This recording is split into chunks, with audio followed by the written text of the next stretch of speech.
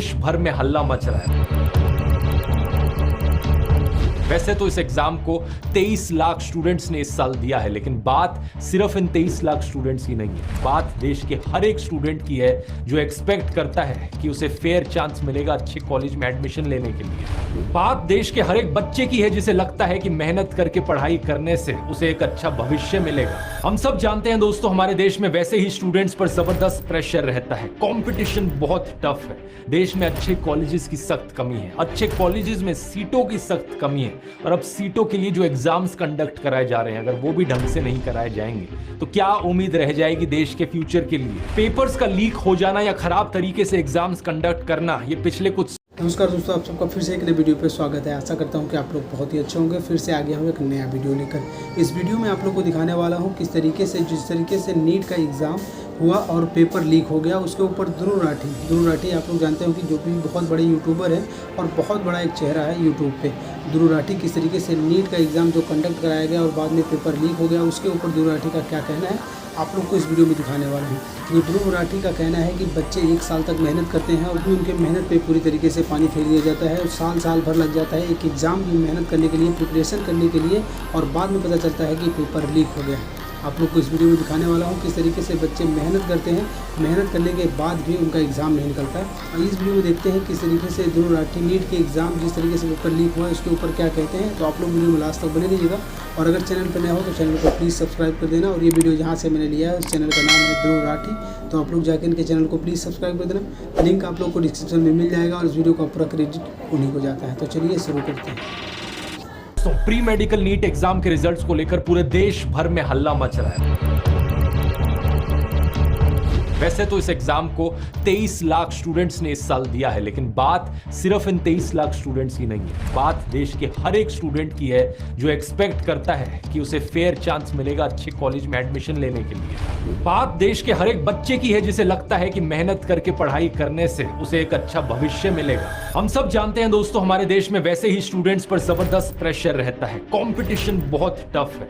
देश में अच्छे कॉलेजेस की सख्त कमी है, अच्छे कॉलेजेस में सीटों की सख्त कमी है, और अब सीटों के लिए जो एग्जाम्स कंडक्ट कराए जा रहे हैं, अगर वो भी ढंग से नहीं कराए जाएंगे तो क्या उम्मीद रह जाएगी देश के फ्यूचर के लिए। पेपर्स का लीक हो जाना या खराब तरीके से एग्जाम्स कंडक्ट करना, ये पिछले कुछ सालों से आम बात बन चुकी है। पिछले ही महीने एग्जाम हो जाने के कुछ दिन बाद पटना पुलिस ने 13 लोगों को पेपर लीक करने के जुर्म में अरेस्ट किया था। ये लोग 30 से 50 लाख रुपए चार्ज कर रहे थे हर एक स्टूडेंट से लीक्ड पेपर के लिए। इतना ही नहीं, 10 मई की इस खबर को भी देखिए। गुजरात में पूरा का पूरा रैकेट बस्ट किया गया।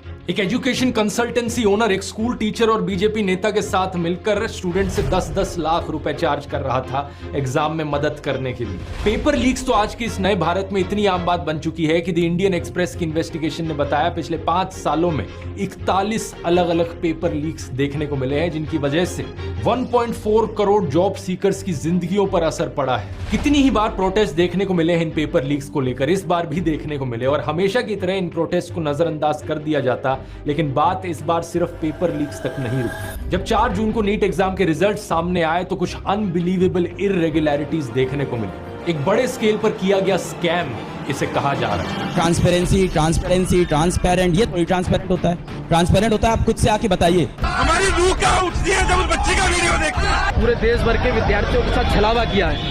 छात्रों ने पेपर भरा था। नरेंद्र मोदी जी चुप्पी छोड़ो। बेटा कुछ बोल ना, तू पास तो हो जाएगा ना। इमेजिन करो दोस्तों, एक स्टूडेंट पर क्या बीतती होगी। कोई 16-17 साल का लड़का दिन रात मेहनत करके साल भर लगाता है इस एक एग्जाम की तैयारी करने में, और फिर ये स्कैम की खबर सुनने को मिलती है, सारी मेहनत पर पानी फिर गया। इसलिए एक बड़ा सिंपल सा लेकिन जरूरी एडवाइस है, लाइफ में हमेशा एक प्लान बी या प्लान सी होना चाहिए। किसी एक एग्जाम के भरोसे अपने पूरे फ्यूचर को दांव पर मत लगाओ। आपके पास हमेशा कम से कम एक बैकअप प्लान। लेकिन जब वो होता था तो कई सारे मेडिकल कॉलेजेस और स्टेट्स के अपने अलग अलग प्री मेडिकल एग्जाम्स होते थे। इन सभी एग्जामों को एक एग्जाम से रिप्लेस करने के लिए नीट इंट्रोड्यूस किया गया 2013 में। शुरुआत में कई सारी स्टेट्स जैसे कि आंध्र प्रदेश, कर्नाटका, गुजरात, वेस्ट बंगाल, तमिलनाडु ने इसके खिलाफ प्रोटेस्ट किया था, इसलिए कई साल का समय लग गया और 2016 में जाकर ही पहला नीट एग्जाम कंडक्ट किया गया। पहले 3 सालों के जो नीट एग्जाम्स थे उन्हें ओवरसी किया गया था सीबीएसई के द्वारा, लेकिन 2019 के बाद से इन एग्जाम्स को कंडक्ट कराने की रिस्पॉन्सिबिलिटी एनटीए को दी गई। एनटीए यानी नेशनल टेस्टिंग एजेंसी, ये एक ऑटोनोमस एजेंसी है जिसे नवंबर नवंबर 2017 में एस्टैब्लिश किया गया था under the department of higher education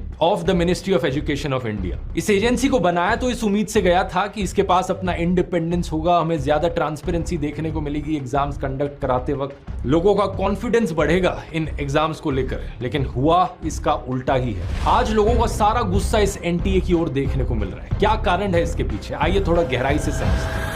बात क्या है दोस्तों, प्रॉब्लम्स इस एग्जाम के कंडक्ट होने से पहले ही शुरू हो गई थी। 9 फरवरी 2024 को एनटीए ने इस एग्जाम की रजिस्ट्रेशन ओपन करी थी और 1 महीने तक का समय दिया था। डेडलाइन थी 9 मार्च रजिस्टर करने की, जो कि नॉर्मल है, 1 महीने तक का समय दिया गया। लेकिन 9 मार्च को 1 हफ्ते के लिए और एक्सटेंड कर दिया जाता है इस डेडलाइन को। अब ये भी कोई इतनी बड़ी बात नहीं है, क्योंकि हो सकता है कुछ स्टूडेंट्स इतने मगन हो पढ़ाई करने में कि वो इस 1 महीने में रजिस्टर करना ही भूल गए एग्जाम के लिए। ठीक है, उनके लिए 1 हफ्ते और एक्सटेंड कर दी डेडलाइन। लेकिन 1 महीने बाद और 9 अप्रैल को फिर से इस रजिस्ट्रेशन लिंक को खोला जाता है। 9 अप्रैल से लेकर 10 अप्रैल तक स्टेक होल्डर्स रिक्वेस्ट पर।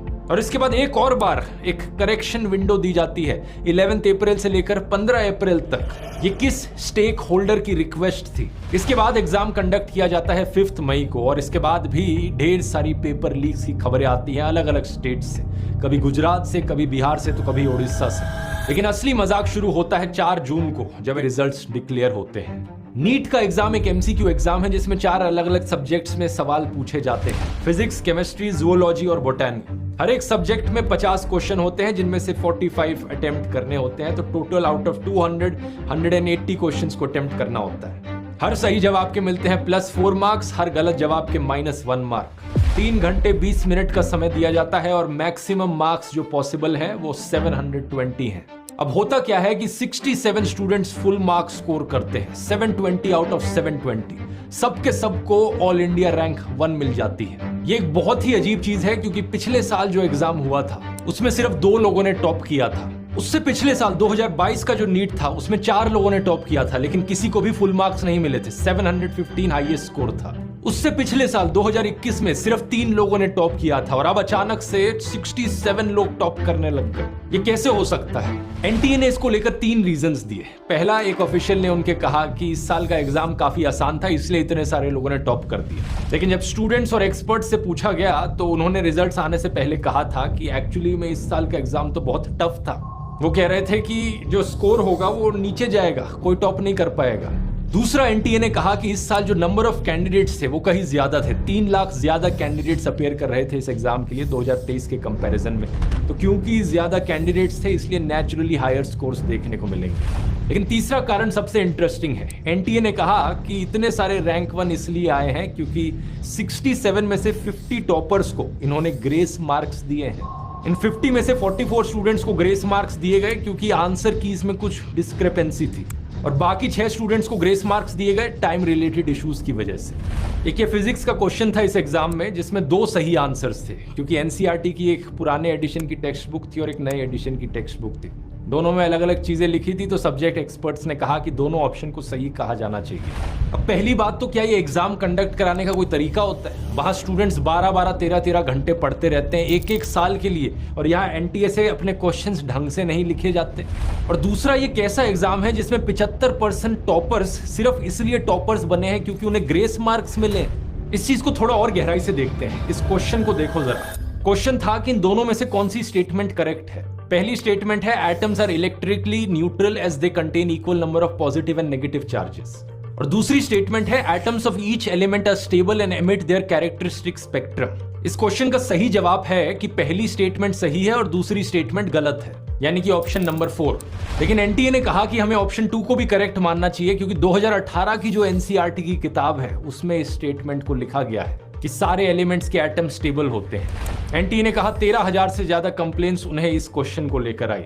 लेकिन क्या इस रीजन की वजह से गलत आंसर को सही कर देना सेंस बनाता है? क्योंकि 2018 के बाद से जितनी भी एनसीईआरटी की किताबें छपी हैं उन सब में इसको करेक्ट कर दिया गया था। और दूसरी बात, ये एक बड़ा ही सिंपल और लॉजिकल सा फिजिक्स का क्वेश्चन है जिसका जवाब एक 10th क्लास के बच्चे को भी पता हो। तो सवाल ये उठता है कि ये कौन से बच्चे हैं जो 6 साल पुराने एडिशन की किताब को पढ़ रहे हैं और उनके लिए यहाँ पर ग्रेस मार्क्स दिए गए। तो ये है एनटीए के 3 अलग अलग कारण, सारे के सारे फैक्चुअल और लॉजिकल लूप होल से भरे हुए। अगला सवाल ये उठता है कि ये 6 टॉपर्स कौन है जिन्हें ग्रेस मार्क्स दिए गए टाइम की कमी की वजह से। क्या ये सारे 6 टॉपर्स एक ही एग्जाम सेंटर से बिलोंग करते हैं? ये पॉसिबल है। ये 6 टॉपर्स उन 1563 स्टूडेंट्स का हिस्सा है जिन्हें लॉस ऑफ टाइम की वजह से ग्रेस मार्क्स दिए गए, और इनमें से कुछ स्टूडेंट्स ऐसे हैं जिन्हें 718 या 719 आउट ऑफ 720 मार्क्स मिल गए, जो कि टेक्निकली इम्पॉसिबल है मिलना, क्योंकि या तो आपको सही जवाब के +4 मिलेंगे या गलत जवाब के -1 मिलेंगे। तो नॉर्मल कंडीशंस में इस एग्जाम का स्कोर या तो किसी का 720 आ सकता है या 716 या 715 आ सकता है। 718, 19 पॉसिबल नहीं।